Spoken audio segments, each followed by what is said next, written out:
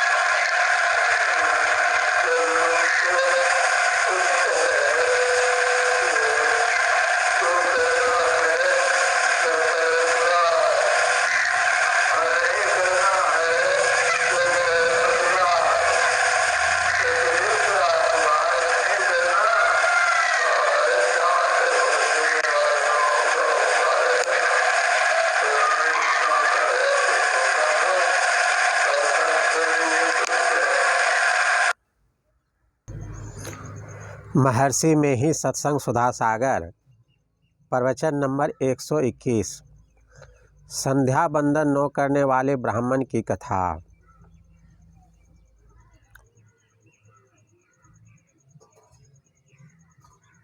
प्रभु प्रेमियों, इस प्रवचन में हम लोग पाएंगे संसार का सबसे पुराना ग्रंथ कौन है। सबसे प्राचीन ग्रंथ में दुख निवारण के लिए क्या लिखा है, लोक और परलोक में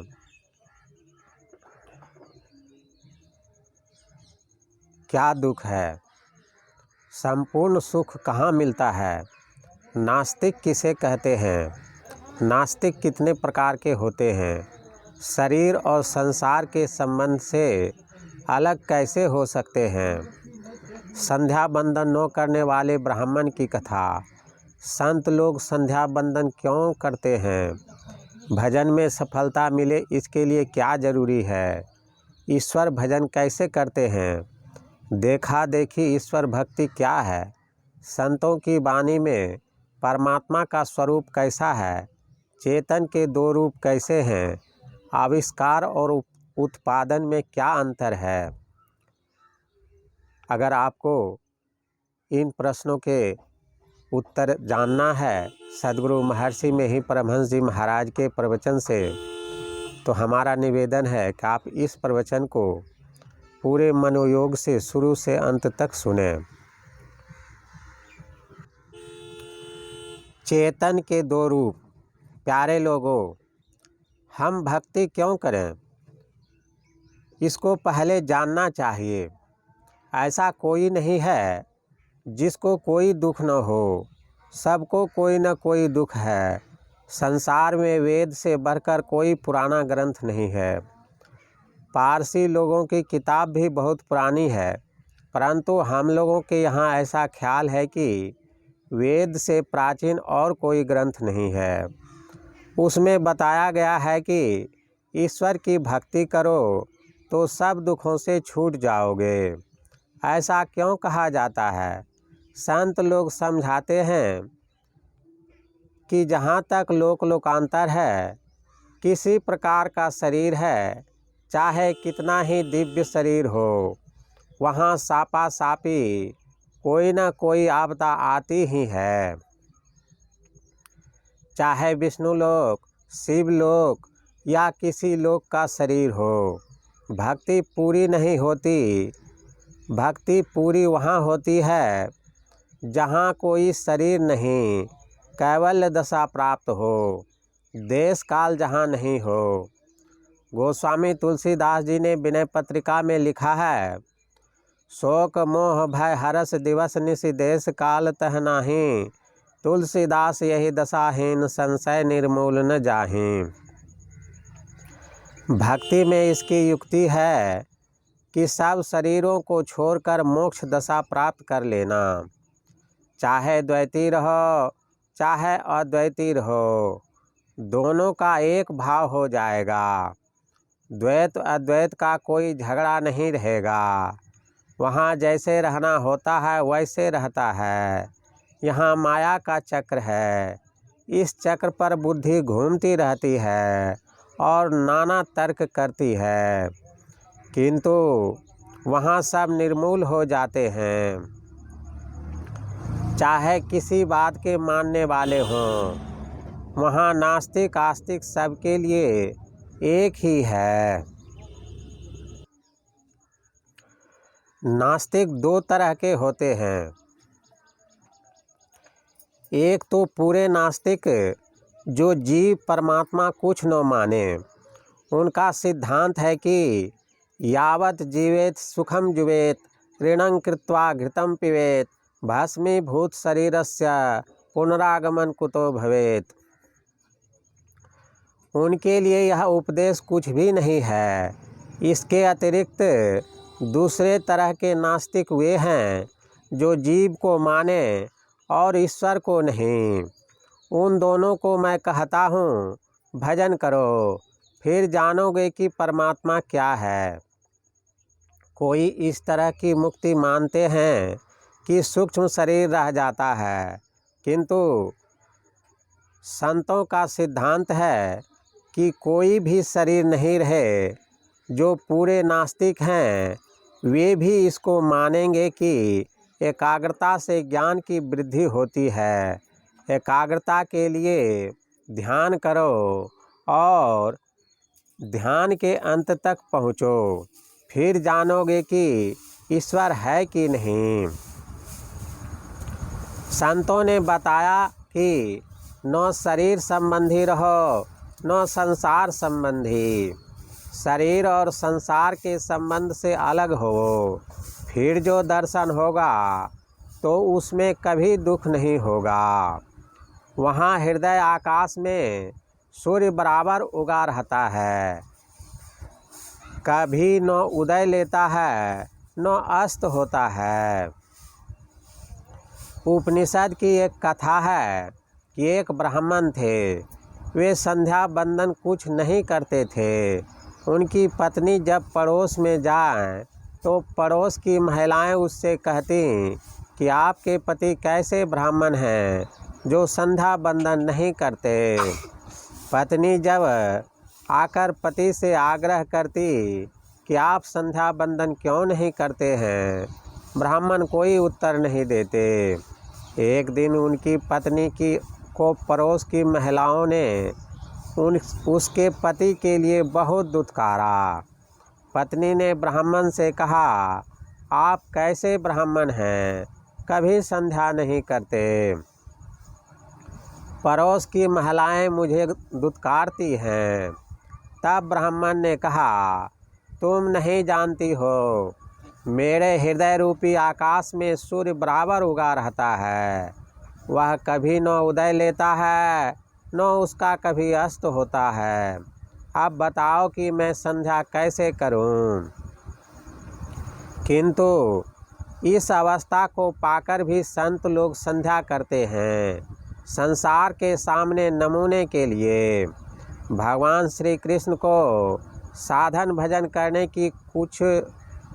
को कुछ बाकी नहीं था, किंतु लोगों को सुमार्ग पर चलाने के लिए, नमूने के लिए वे भी संध्या करते थे। ऐसा श्रीमद् भागवत में लिखा है। जिस भूमि पर महल बनता है, महल से ज़मीन का दाम बहुत कम होता है, किंतु महल का आधार ज़मीन है। बिना ज़मीन के कितनाहू विशेष कीमत का महल बन नहीं सकता। उसी तरह बिना सत्संग रूपी ज़मीन के भजन रूपी महल बन नहीं सकता। इसलिए सत्संग की बड़ी ज़रूरत है। गोस्वामी तुलसीदास जी ने कहा है, जीवन मुक्त ब्रह्म पर चरित सुनहि तज ध्यान, जे हरि कथा न करहि रति, तिनके ही अपासान। संसार में रहने पर प्रत्येक संत को देश के लिए, संसार के प्रति कोई न कोई काम अवश्य रहता है। इसलिए सत्संग में यदि वे पहुँचे हुए महान संत रहें तो लोगों को बहुत लाभ हो। यदि संत न रहें तो संतवाणी से लाभ हो सकता है, किंतु जितना लाभ पहुँचे हुए संत से होगा उतना केवल साधारण जन के सत्संग से नहीं। ईश्वर भजन में सत्संग, स्तुति, प्रार्थना, जप और ध्यान 5 चाहिए। सत्संग में जाने से बोध होता है, भेड़िया धसान में किसी को नहीं पड़ना चाहिए। भेड़िया धसान की तरह किसी में बिना समझे बूझे मत कूद पड़ो। हम लोगों के यहाँ तो कहावत है कि गुरु कीजिए जान, पानी पीजिए छान। सत्संग से सिद्धांत का निर्णय होता है, क्या करें इसका भी निर्णय होता है। चरित्र के लिए निर्णय होता है कि चरित्र सुधार करके रखो। सत्संग को पकड़े रहो तो भेड़िया धसानपन छूट जाएगा। देखा देखी भक्ति का कभो न चढ़सी रंग, विपत्ति पड़े यो छाड़सी, जो के चुल भुजंग। भुजंग सांप केचुली छोड़ता है, उसे वह उलट कर देखता भी नहीं है। उसी तरह जिसने ठीक से समझ नहीं लिया है, एक धर्म को पकड़ लिया है, दूसरा सुनता है तो उसी ओर कूद पड़ता है। ऐसा नहीं करना चाहिए। धर्म को अच्छी तरह समझ लो। यदि भूल से धर्म के बदले अधर्म पकड़ा गया हो तो वह छोड़ देने योग्य है। पापी पुण्यात्मा, दुखी सुखी सब में परमात्मा है, किंतु परमात्मा पापी पुण्यात्मा दुखी सुखी नहीं होते। गोस्वामी जी ने कहा है, उमा राम विषयक यस मोहा, नभतम धूम धूरी जिमि सोहा। जथा गगन घन पटल निहारी, झाँपे भानु कहे कुविचारी। घन पटल मानी बादलों का झुंड। बड़े बड़े विद्वानों महात्माओं ने कहा है कि ईश्वर तर्क सिद्ध नहीं, श्रद्धा सिद्ध है, किंतु संतों ने बहुत दृढ़ता के साथ कहा। परमात्मा का वर्णन करते करते इति कहने की शक्ति किसी में नहीं।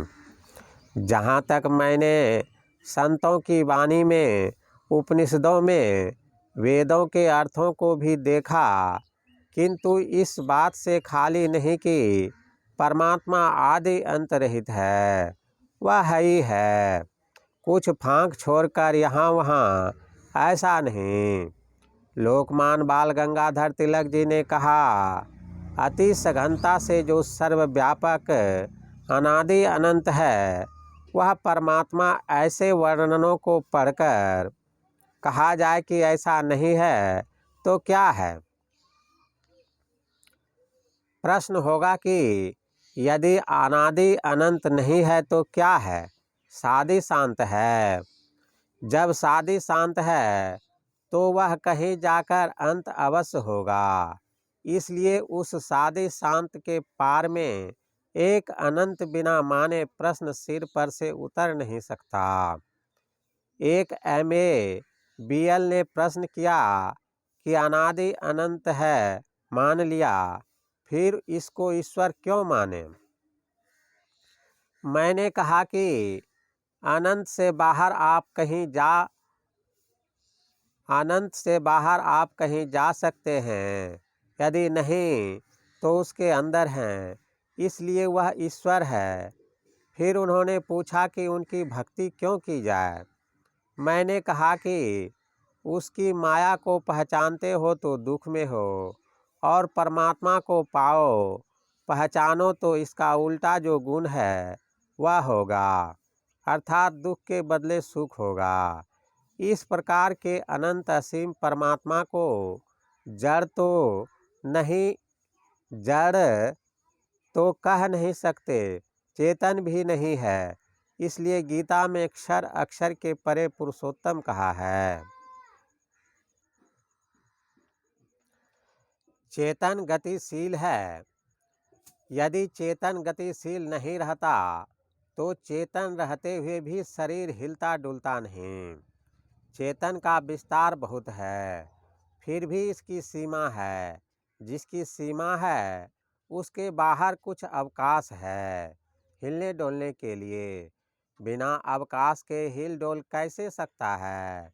इसलिए चेतन को असीम नहीं ससीम माना गया है, किंतु थोड़ा नहीं है। जड़ प्रकृति मंडल को भरकर उसके परे भी है। परमात्मा चलनात्मक इसलिए नहीं है कि उसकी सीमा नहीं है, असीम है, इसलिए वह निश्चल है। निश्चल हिमालय जैसा नहीं। हिमालय भी भूकंप में हिलता है। किसी भी पदार्थ का परमाणु धीरे धीरे घटता है। संथाल परगना में कितने पहाड़ सड़ते हैं। ऐसा कोई पदार्थ यहाँ नहीं जिसका क्षय न हो। किसी पदार्थ का झड़ जाना भी हिलना है। इसलिए परमात्मा के लिए गीता में सत असत नहीं, क्षर अक्षर नहीं ऐसा कहा गया है। बुद्धि उसका निर्णय कर सकती है, पहचान नहीं सकती है। चेतन के दो रूप माने जाते हैं, सामान्य चेतन और विशेष चेतन। अंतःकरण रूप यंत्र के कारण विशेष चेतन इसलिए कि इससे काम का होना जाना जाता है। कोई पापी पुण्यात्मा दुखी सुखी होता है तो यह आत्मा पर कोई दोष नहीं होता। स्वामी विवेकानंद जी ने कहा है, प्राणी मात्र के नेत्रों में जो दृष्टि शक्ति होती है उसके एकमात्र कारण सूर्य हैं, किंतु यदि किसी को नेत्र दोष होता है तो वह अपने उस दोष की छाया सूर्य पर डालने में समर्थ नहीं हो पाता। यदि किसी को पांडु रोग हो गया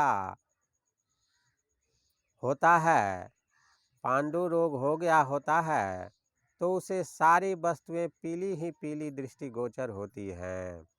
उस व्यक्ति की भी दृष्टि शक्ति के कारण सूर्य ही है, किंतु उसके नेत्रों में हर एक वस्तु को पीली देखने का जो गुण है वह सूर्य को तो नहीं स्पर्श कर पाता।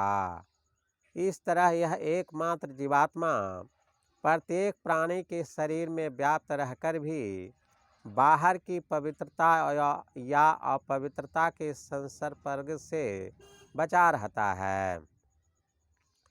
पुष्कर निवासी स्वामी ब्रह्मानंद जी ने भी कहा है, विशेष रूप से चैतन्य का दो प्रकार का रूप होता है। तीन में जो सर्व चराचर जगत में समान रूप से व्यापक है उसको सामान्य चेतन कहते हैं, और जो अंतःकरण उपाधि से मिला हुआ है उसको विशेष चेतन कहते हैं। सो जैसे घट में स्थित भया आकाश दूसरे घटाकाशों से भिन्न हो जावे है, और जैसे दीपक पर आरूढ़ हुई अग्नि दूसरे दीपकों व समान व्यापक अग्नि से भिन्न होती है, तैसे ही अंतःकरण उपाधि युक्त चेतन भी दूसरे सब जीवात्माओं से या ब्रह्म से भिन्न हो जाता है।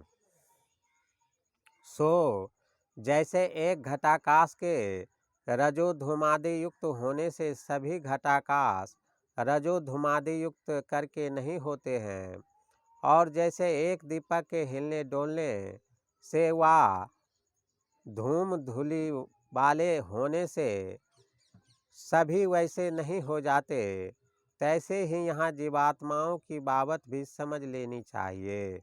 अर्थात व्यापक चैतन्य एक होने पर भी अंतःकरण रूप उपाधि के भेद से परस्पर जीवात्माओं के भिन्न होने से सुख दुख बंधन मोक्ष आदि को मिश्रितपन नहीं होवे है। ईश्वर जीव और प्रकृति में इस तरह भेद है। इस भेद को ठीक ठीक नहीं समझ लेने के कारण ही जीव ईश्वर और प्रकृति पर भिन्न भिन्न तरह से लोग कहते हैं। आविष्कार और उत्पादन में अंतर है। संसार की वस्तुओं को लेकर कुछ बना दिया, वह आविष्कार है, और संसार से कुछ लिए बिना कुछ बनाना उत्पादन निर्मित है। गुरु नानक देव जी ने कहा है, तदे अपना आप ही उपाया, ना किछु ते किछु कर दिखलाया। यह ईश्वर से हो सकता है, दूसरे से नहीं। अद्वैत सिद्धांत कथन में हो सकता है, व्यवहार में नहीं। समाधि सिद्धि वाले से जहाँ तक हो सकता है समता का व्यवहार करते हैं। बहुत बड़े से बड़ा दुख आता है, किंतु समाधि सिद्ध महापुरुष उसको सुख से सहते हैं, और साधारण जन उसको दुख से सहते हैं। दुख को लोग सहते हैं, किंतु सुख को सह नहीं सकते। सुख पाकर साधारण लोग उसमें मस्त हो जाते हैं। श्री सद्गुरु महाराज की जय। यह प्रवचन कटिहार जिला के श्री संत मत सत्संग मंदिर मनिहारी में दिनांक 30/7/1955 ईस्वी को अपराह्न कालीन सत्संग में हुआ था। श्री सद्गुरु महाराज की जय। प्रभु प्रेमियों, अभी आप लोग महर्षि में ही सत्संग सुधा सागर नामक इसी पुस्तक से प्रवचन नंबर 121 का पाठ सुन रहे थे। इस पुस्तक में और भी बहुत सारे प्रवचन हैं। इसे आप सत्संग ध्यान स्टोर से ऑनलाइन मंगा सकते हैं। इसका छोटा छोटा रूप में भी 16 प्रवचनों का 4 भाग 5 भाग में प्रकाशित हुआ है। अगर आप इतनी मोटा ग्रंथ नहीं खरीद सकते हैं तो पहले छोटी छोटी ग्रंथों को खरीद लें, जो सत्संग सुधा के नाम से प्रकाशित है। आप ये सब पुस्तकें सत्संग ध्यान स्टोर से ऑनलाइन मंगा सकते हैं, जिसका लिंक वीडियो के विवरण में रहता है। श्री सद्गुरु महाराज की जय।